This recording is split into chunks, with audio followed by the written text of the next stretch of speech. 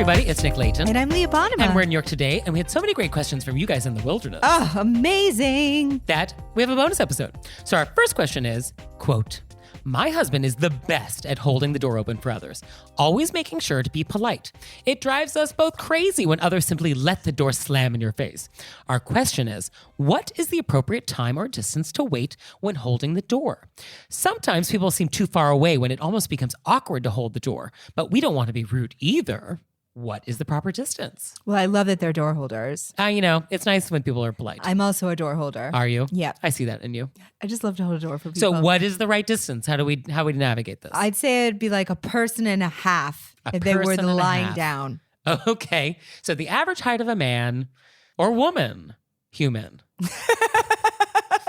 So I have been researching this since we got this question. So I have been observing doors of New York City and seeing how long people are holding doors for, where it gets awkward. Most people are not holding doors, people. Oh, come on. I'm seeing a lot of not door holding happening. But when it is happening, it feels like 4 steps. 4 steps feels like the right cadence. Because if it's any more, then now you're kind of making the person rush. Right. So it's, oh, let me hold that door open. Oh, thank you. Step, step, step, step. Now I'm at the door. That feels right. I really love your methods. When it's 5 steps, it feels a little far. So it's like, oh, let me hold that open for you. Thank you. Step, step, step, step, step.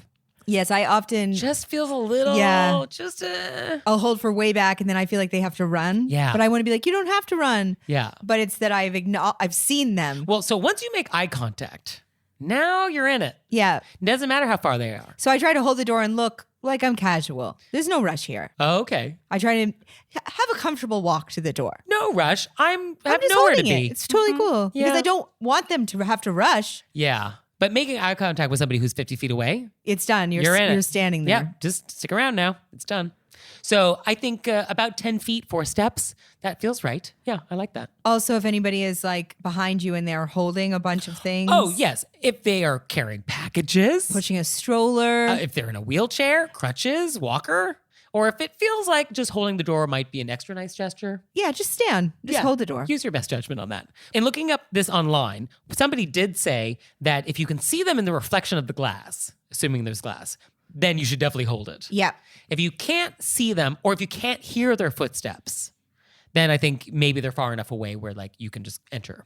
But other than that, I think it's nice to hold the door. If it were like in walking, if it's a bunch of people walking and you can't quite hold the door for the person, they're too far back and you haven't looked back, I'll always sort of make sure to kind of keep the door open as I'm, you know what I mean? Some people actually, it seems like they're actually shutting the door. Have you noticed this? Yeah. You don't need to, if you're not holding it, don't don't aggressively try to be like, I'm cutting off the access point. Although you're referring to sort of like the shove of the door. So I'm like shoving the door open and then hoping you're going to catch it.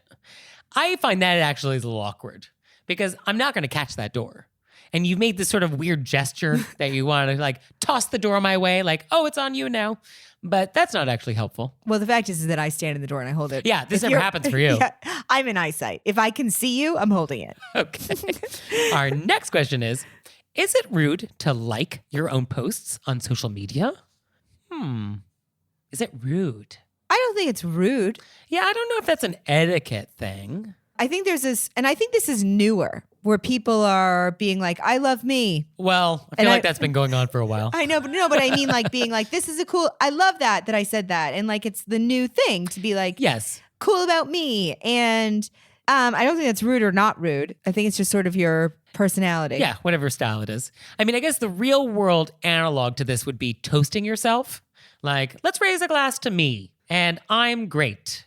And cheers everybody for me. I mean, I guess that's sort of the equivalent. And we all agree that we don't want to do that. No, but if you're home alone and you want to be like, good job, I'm proud of myself, and you want to like that Instagram you post? Want to cheers yourself, or do a cheers to yourself. Sure, whatever. That seems like it would be the equivalent if you were toasting yourself home alone. Well, but I mean, social media, you are in front of an audience of some sort. I don't notice if people like their own posts. I don't notice it at all. Does not hit my radar. I don't think that. I'm not a person who likes their own posts because I sort of am raised with the idea that you're not allowed to be like Go me. But I would like to be a person who likes their own posts. Okay, so we're working on that. Yeah. So you know what you're going to do today? You're going to like your own post. I don't think I'm going to. I think we're going to do that. I really can't. I feel like we can. We can just double tap the photo and it's going to make a little heart. And then somebody will see it and I'll have to be like, I did that by mistake. It seems weird to like my own post, but I don't have a problem when other people do it. Yeah, I think if you want to do it, you have permission. Yeah, I think whatever this letter writer, if you want to like your own post and you feel like it's rude, I think it's not rude. Do it. Do whatever you want to do because you're not affecting other people. Whatever makes you feel good. Yeah, live your truth. So our next question is about salad. Quote, my daughter and I were having lunch with my dad at the Blue Bayou restaurant at Disneyland, and I ordered a luscious salad. And when it came, there was an unmanageable strip of arugula when I lifted it with my fork, which might have been in poor taste, but it's very dark in there. It was a full 12 inches.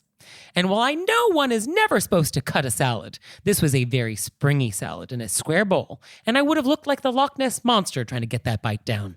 I tried it with my fork, but there was too much spring, so I ended up cutting it.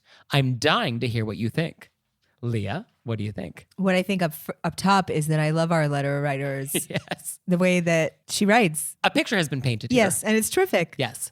Loch Ness Monster, thank you. Wonderful. So I looked up the salad, and so I believe she's referring to the golden beet salad. I love this about you. What? That you looked up the salad. Oh, yeah. No, Disneyland. I went to the Blue Bayou menu, and I was like, okay, what are the arugula salads on the menu? This is fantastic. And so this contains arugula, goat cheese, sherry vin, strawberries, pickled red onions, and pistachio. I love pickled bread and onions. This actually sounds like a nice salad. And it's $12, which for me sounds very inexpensive. It's because we live in New York. Is that what it is? And we've been ruined. We are ruined. Yeah, for me, a $12 salad actually felt like a bit of a bargain at Disneyland. Because I think Disneyland is Expensive. Disneyland is probably like being in New York. Is that what it is? It's sort of that's the currency exchange. We might as well live in Disneyland. I mean, I'm not mad at that. I would idea. also like to live on Ride of the Resistance. I hear amazing things. So the first thing that caught my ear about this question was the phrase, I know one is never supposed to cut a salad. Not true. It's not true. It's not a thing. And so I went back to the archive and I found this great quote from Emily Post, quote, all the rules of table manners are made to avoid ugliness. To let anyone see what you have in your mouth is repulsive. To make a noise is to suggest an animal. To make a mess is disgusting.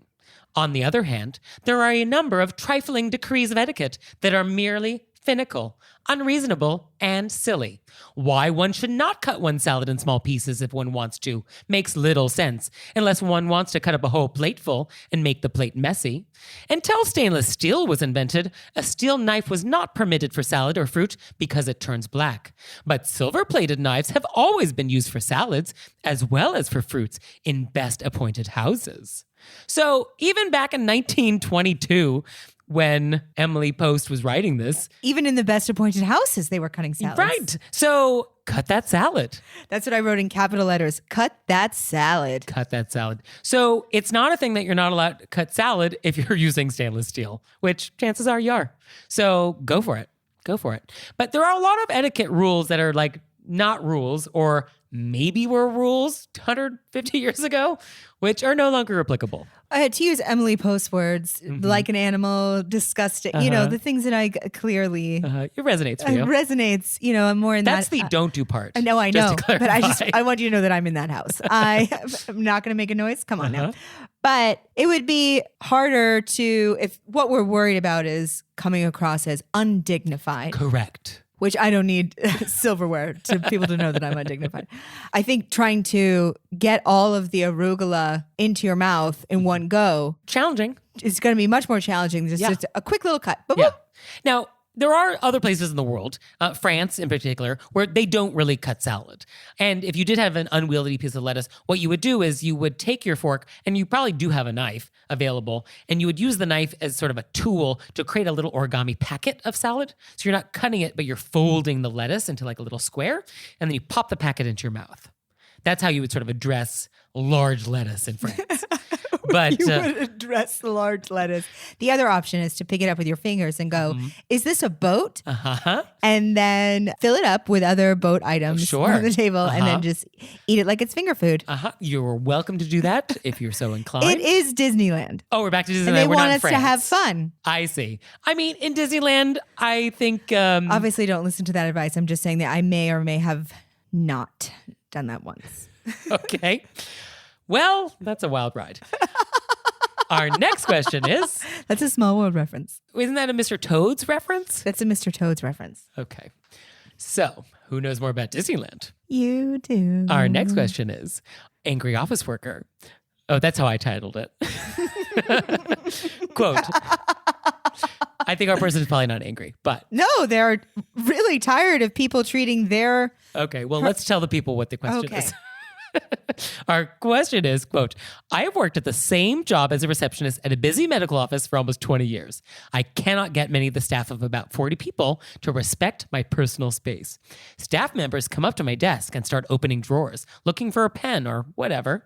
I never go into their desk drawers. So I took everything out and filled it with personal feminine items. That stopped it for a while, but it starts up again after a few months. In addition to that, I have staff members coming up to ask a question or put a clipboard down too close to me.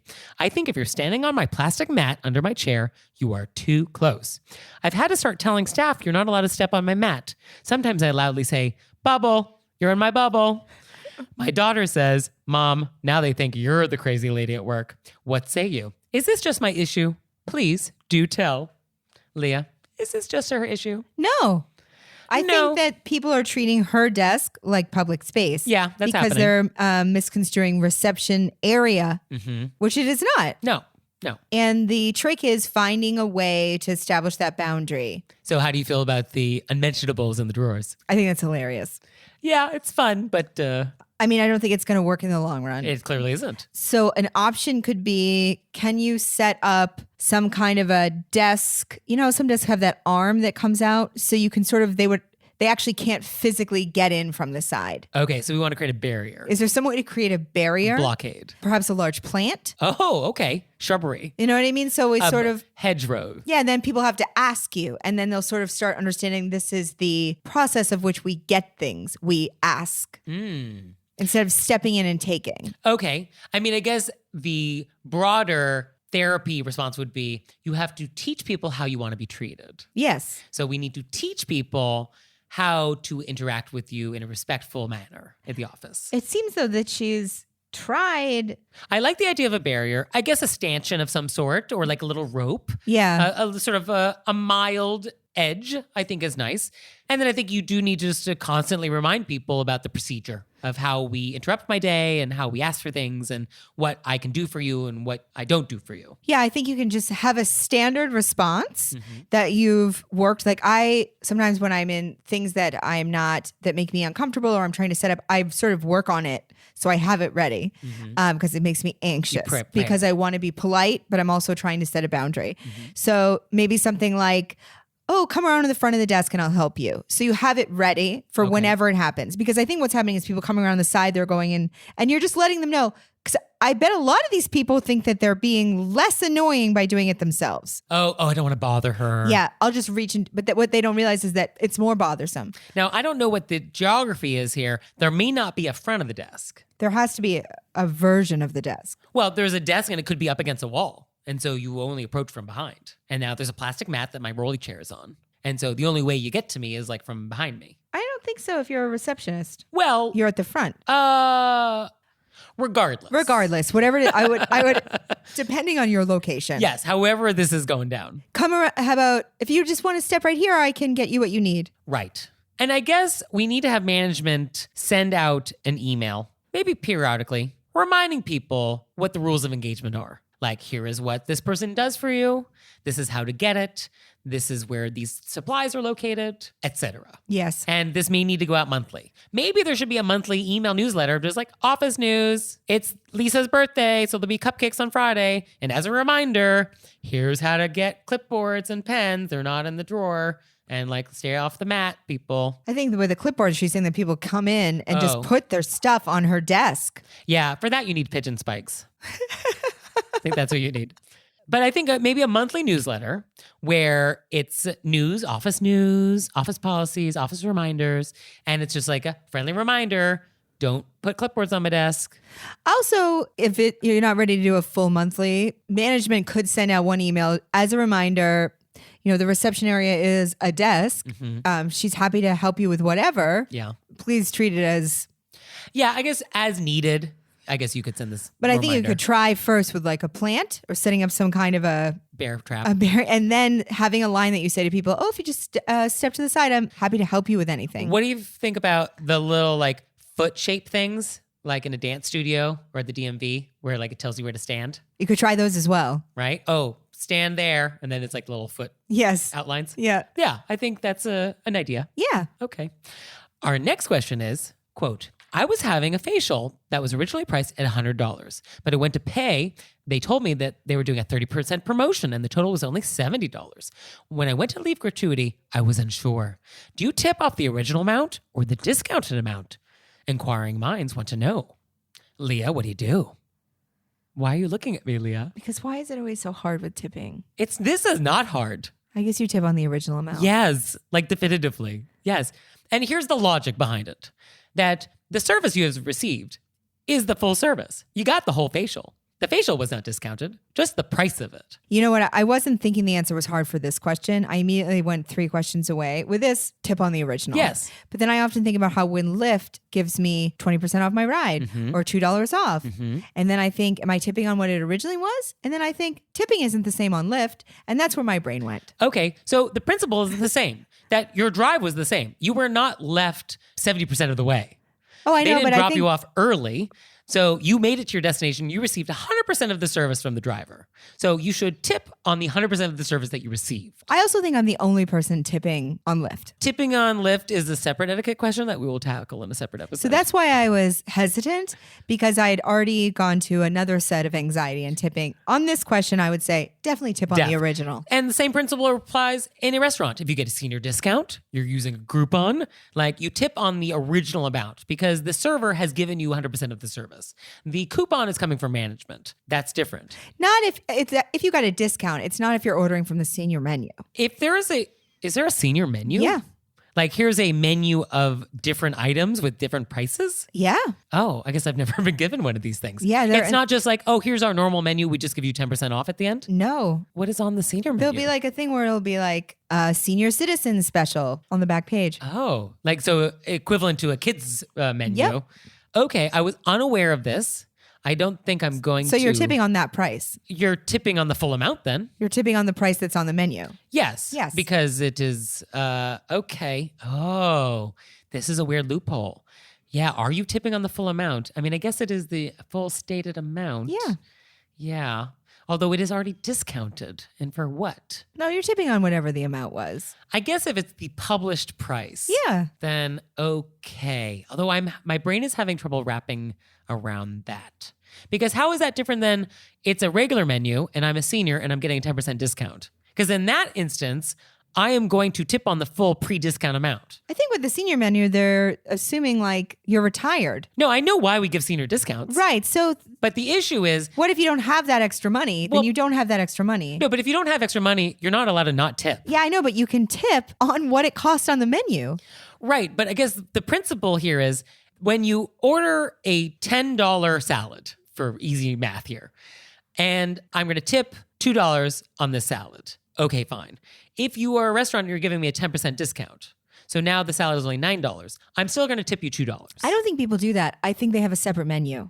So I guess if the menu is totally separate, and I guess the food value has been discounted, and so it's not the same stuff, just a different price. That's just what you're ordering from. Okay. Forgive me, audience, for helping me walk through this. Does anybody else have this problem? Is anybody else? Is it just me? It's also like people go from like 3 to 5, and that's a special, and you're tipping on that special for that time. Okay. So is a happy hour special different? Okay. I could get chicken wings during happy hour. I'm Yeah. going to tip on what they cost me during the happy hour. That's true. You would do that. I'm not going to tip on what it would cost at 7 o'clock. That's true. That's why I went. Yeah, that's true. So why is it different? I guess it just is. Etiquette doesn't always make sense. Yeah. Okay. Well, I have to spend more time contemplating this. I was not prepared for this conversation. So in general, yes, you should tip on the pre-discounted service if it's a on-the-spot discount. And it's a discount that was sort of unexpected and not part of the normal routine. Yeah. Maybe that's what it is. That sounds great. Okay. So sorry, everybody. Our next question is... Oh, this is not a question. This is a vent. Which I think is going to lead to a lovely dialogue. So, quote, when you're out to a private dinner and see someone you know, and after the initial obligatory hellos, they're sitting close enough that they won't stop interjecting and trying to make conversation throughout the duration of the entire meal. Check, please. I've had this happen. Oh, I think this happens a lot. This is terrible. Or people that just see you and then they stand there. Yeah. Yeah. And the worst, I've had this happen. The other person I'm dining with says, oh, do you want to join? No. Where am I in this? No, I did not sign off on that. No, do not pull up a chair. Yeah. And then now it's done. Yeah, it's done. I feel this person. Absolutely great vent. And I wonder if this happens more in New York because our tables are closer. I don't know, because I feel like we do have less space. And so if somebody seats near you, they can. But then outside of New York, if you're in a smaller, there's a much higher percentage of chance that you're going to know people. True. So I think it happens other places for different reasons. Yeah. No, I think this is a good vent. Yeah. And I guess the thing to do after you say your hellos is, so nice seeing you. Yeah. Keep it moving. Yeah. And if you are seated next to someone, because sometimes this happens, like you run into somebody and then actually they end up at the next table, you pretend they're not there. You are not listening to their conversation. You're not interjecting. You do not participate at all. Oh, so awkward. I mean, maybe at the end you can lean in and be like, oh, that dessert looks good. We should get that. I guess I'll give you that, a little lean in. But other than that, This has never happened to me. This has never happened to you? Not that I've been seated next to somebody. I've been at a restaurant where somebody comes and they stand there and they'll be like, oh, and then they just continue to be, but I've never been seated near someone. I've had that happen. But yeah, I think the hellos need to be very brief. And if we're eating, no. Also, somebody could be at like a business lunch and they're trying to like get stuff done. Or it's an illicit affair. Yeah. You don't know where they're dining. I don't know what's happening. So yeah, you just want to say hello or even a wave. I mean, I'm happy with a wave as you're walking. Yeah. I do not need you to say hello. Totally fine with that. So, good vent. Very Great good vent. one. So, you out there, do you have any vents for us? Or repents? We'll take your repent. Although if I'm the person coming in really quickly, why I wouldn't wave, I wouldn't want to be rude. So that person was like, did they see me? I mean, Are they ignoring me?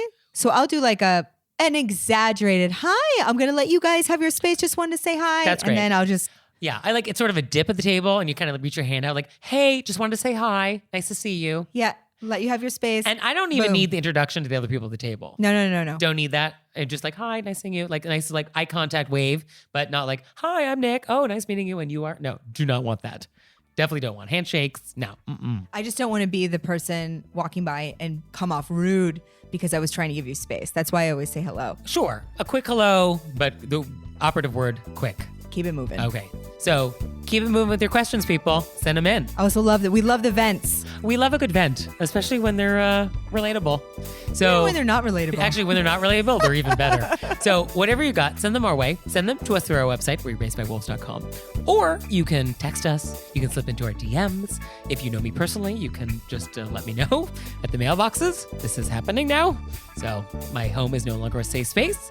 And we'll see you next time. Bye. Bye.